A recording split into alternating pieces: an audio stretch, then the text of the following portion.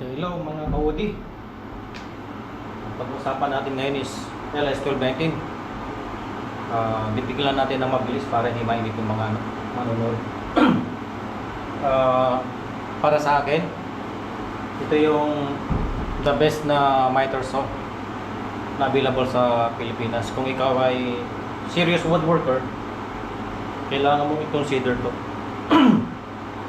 Siguro ang mura na pwedeng itapat mo rito is yung Lotus na 12 inches din na sliding forward, sliding miter saw. And then siguro si Boss na G, yung yung parang robotic. Nasasabi ko kasi na siya yung advantage dun sa mga nabanggit kong tatlong choices ko na yun, dahil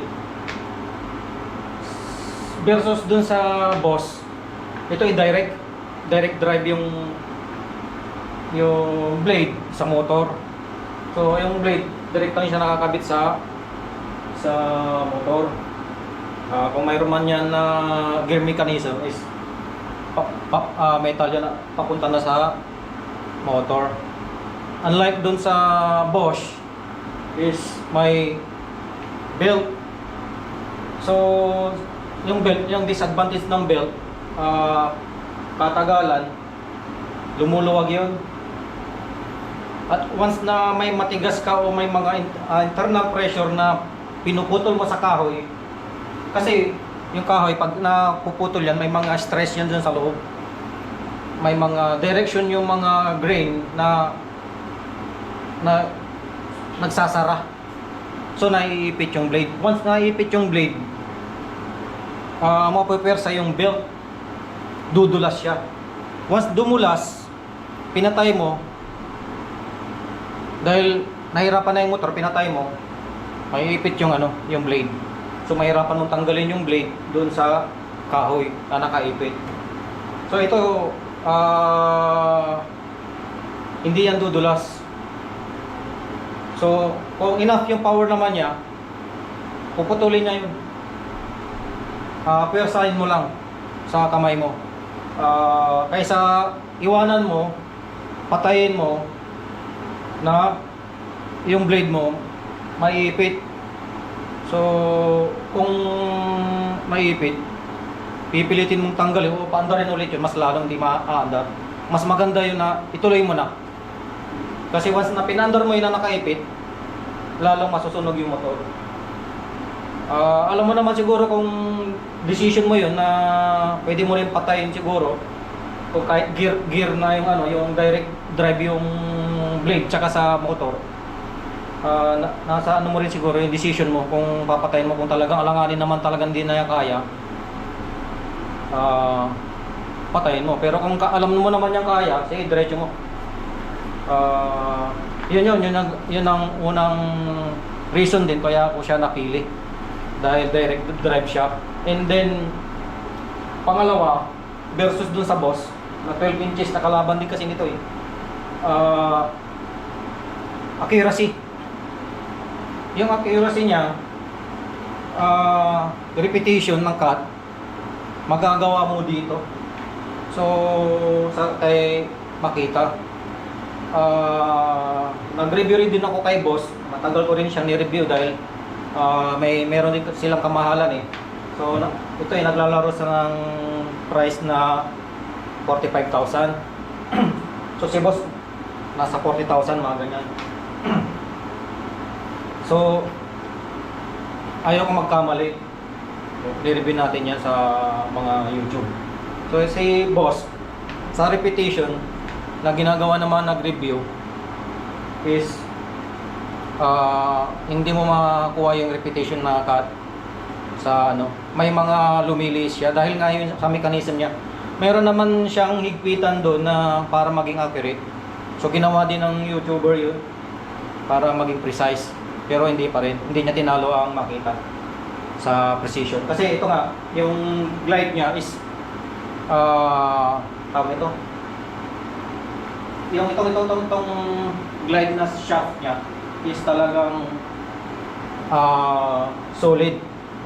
Mas siya, mas maasa mo sa precision. Parehas naman silang pwedeng idikit sa wall dahil nga naka-forward na itong slide niya. Isa pa, sa pangatlo na reason versus dun sa Bosch is yung dust collection niya. Yung dust collection niya is si Bosch may maliit yung mga dust shroud niya at walang ganito yung malaki na dust shroud na rubber. Ito wala. Kay Bosch meron dito, and then maliit lang siya, hindi niya ganong nasasalo yung mga alikabok. So yung alikabok sa enclosure, malaking bagay yun, magkakasakit ka kung nalalanggap mo. Hindi porke nag face mask ka is safe ka na dun sa alikabok, meron at meron papasok. So compare ko naman siya isa pa, pang-apat, mayroon siyang soft start. Maganda yung soft start na feature ng isang mga ganitong powerful na machine dahil hindi ka mabibigla. Pag pinaandar mo siya,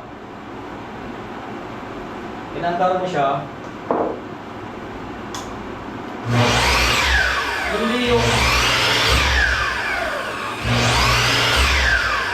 yung parang bibiglain yung kamay mo, yung pagkakahawak mo, mapapaangat yung kamay mo kasi nandun ka agad yung power. Pag switch mo power agad. Ito may soft start, kumbaga parang pag on mo may ilang seconds bago ibigay niya yung full power. So yun, wala dun sa wala dun sa dalawa, kay Lotus tsaka kay Bosch. Mahalaga yun sa mga ganitong 12 inch, grabing pwersa niyan. Yung ikot lang ng blade na 12 inch, mapwersa yan, mabigat yan. So napaka-importante yung soft start din. So compare mo naman ito kay Lotus na hindi naman dapat dahil mura lang si Lotus. So around nasa 15 si Lotus 12 inch na yun, forward gliding na yun. Yung glide niya is forward din, katulad din siya nito. Yun nga lang, si Lotus nakadiretso. So sa engineering, pag diretso, wala siyang pwersa na paano ba sasabihin? Diretso yun, dalawang bar. So dalawang bar, nakaparallel siya 90 degrees. So sa engineering yun, wala siyang pwersa na tutulong papunta dito at dito. Wala siyang tulak. Wala siyang ganong support. Hindi katulad daw, pag inislant mo yan, ito, hawak na yung hawak mo ito. Kasi itong makita, naka-slant. Dalawang shaft, isang ganyan, tsaka isang ganyan. Nandito siya, kung paano siya nakakabit ito. So mayroon siyang pwersa na left and right, up and down na feature. So si Lotus, diretso lang siya. So ang pressure lang yun na naibibigay dito lang pababa. Wala dito sa gilid, left and right, wala. At isa pa, sa dust collection, tinalo siya ni Makita. So despite mahal si Makita, kinonsider ko siya dahil nasa enclosed tayo na shop, dahil importante sa akin yung dust collection. So si Lotus, kung sabi ko noon, nung bago ko halos i-consider ko siya dahil mura nga, makakabili pa ako ng ibang tools.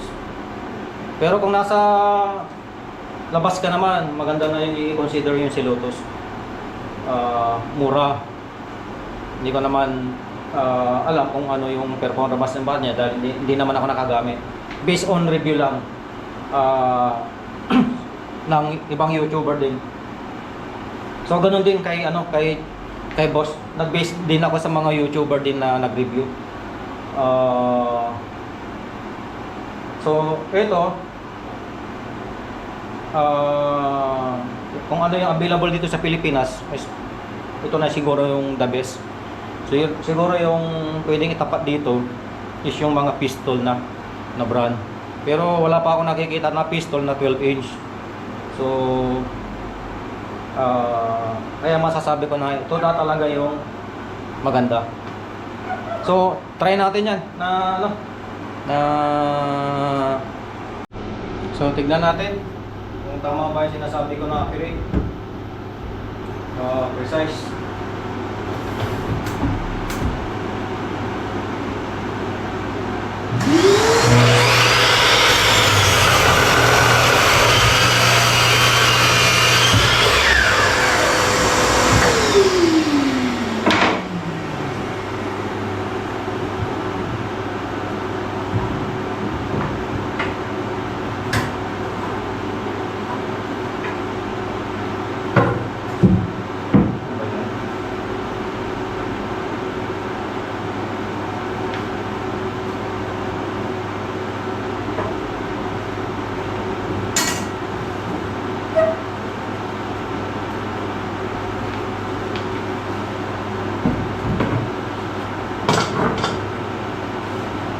Ayan po mga kaibigan. Kita ba?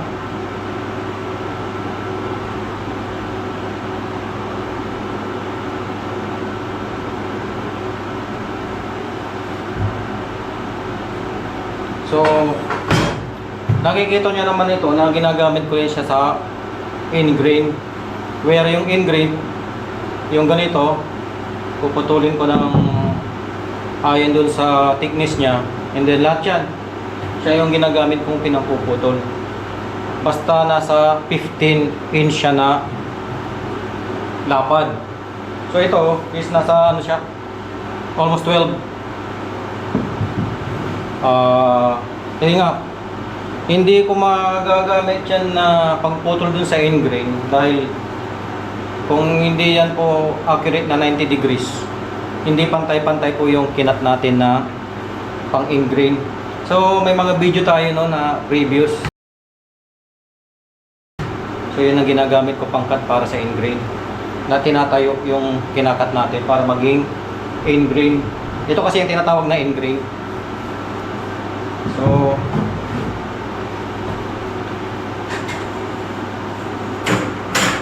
ano pa bang ano? So kahit ulitin ko pa yan doon, ganun naman din to para mas maiksi itong ano natin. So ito yung makikita nyo naman, itong mga post nya, may higop siya dito, tsaka higop dito, dito, nakakonekta din sa vacuum. So siguro yung vacuum na maganda nyong bilhin dyan para yung Bosch na GDL na 12 plus 12 plus 12 GDL, yan yung payata yung ano, yung my torso. So eto, si Makita, ito pa pang mga ano. So ito, kahit i-bevel mo siya, i-angle mo, accurate siya. Depende dun sa pag-setup mo rin ng ano. Kasi may mga adjustment ka na gagawin, may mga isang guhit ka na ilalampas para maging accurate. Kung gusto mong itimpla yun, pwede mong i-calibrate para twin, hindi ka maglalagay ng mga isang ano. Minsan nagkakat ako, may konting-konting akong hindi sinasagad dahil para dun sa liha, correction, para sa correction, para magsalubong yung angle. So pwede mong lihain or kaysa dun sa naano mo na nakat mo na siya na hindi magsasalubong. So kunting-kunti lang yan, micron lang yan po. So ayun, ito si Makita LS1219. Sa ilang taon na sa akin to, almost 2 years na, hindi pa ako nagpapalit ng blade. Nakita nyo naman kung gaano kadami yung ginagawa kong ano, hardwood. Ang ginagawa ko lang dyan, babad mo sa tubig na may sabon, para malinis mo yung mga ano, mga tawag dito, glue na kumapit, at yung mga dagta ng kahoy, yung mga paluchina, dagta ng paluchina, para maging matalas ulit. So kung mapurol, mayroon akong pangasa dyan. So mga kaibigan, hanggang dito na lang. busy pa tayo. Dumaan yung sale. Puro tayo gawa dahil ayaw ko maistorbo. Yun ang mga priority natin mga client. Kailangan ma-ship natin. So, advice ko rin, matagal na tayong, ako matagal ko nang gusto mag-production at magkaroon ng manufacturing. So, ngayon na may pagkakataon tayo ibenta sa online yung mga product natin. Ini-encourage ko kayo na gumawa ng mga negosyo na manufacturing. Huwag naman kung pare-parehas tayo. So, maraming maiisip dyan. Hindi katulad dati, wala kang alam kung paano mo, hindi mo alam kung paano mo i-market yung yung product mo. Ngayon, nandyan na ang mga technology. So, yun lang.